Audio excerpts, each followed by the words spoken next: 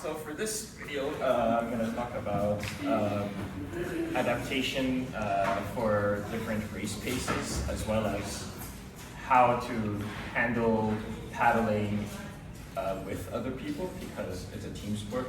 Now, sometimes you don't always get to paddle in the most ideal way that you personally like.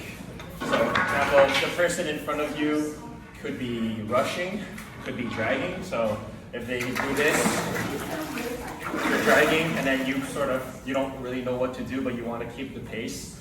There are different ways to change on the fly a little bit how you paddle to be able to keep adding power to your strokes without necessarily being taken aback by the change of conditions. So for example, if I like to paddle with this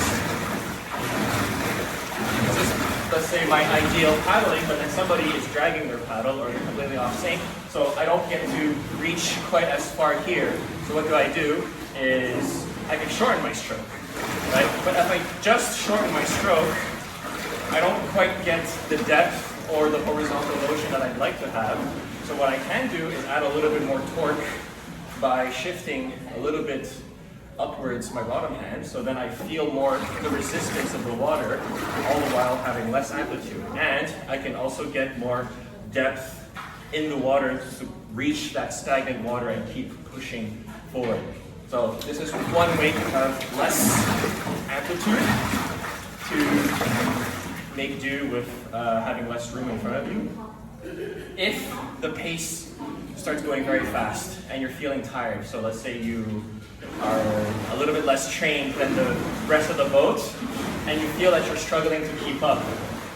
Same thing, rather than trying to do 100% technique, you shorten your amplitude again, and the most important part is to stay in sync.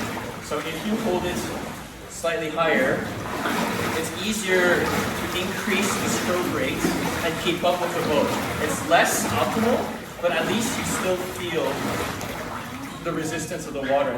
And feeling the resistance of that water is what helps you feel the acceleration and also constantly bounce back forward.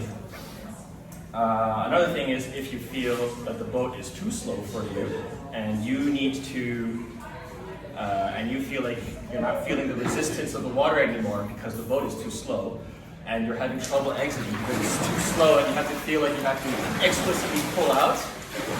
Same thing, reach a little bit farther, hold it a little bit higher, and just give more time to your catch. So by extending the catch, you increase the quality of your stroke, but also you're stretching out how long your stroke rate is, and that allows you to adapt to a slower pace. And that's pretty much it.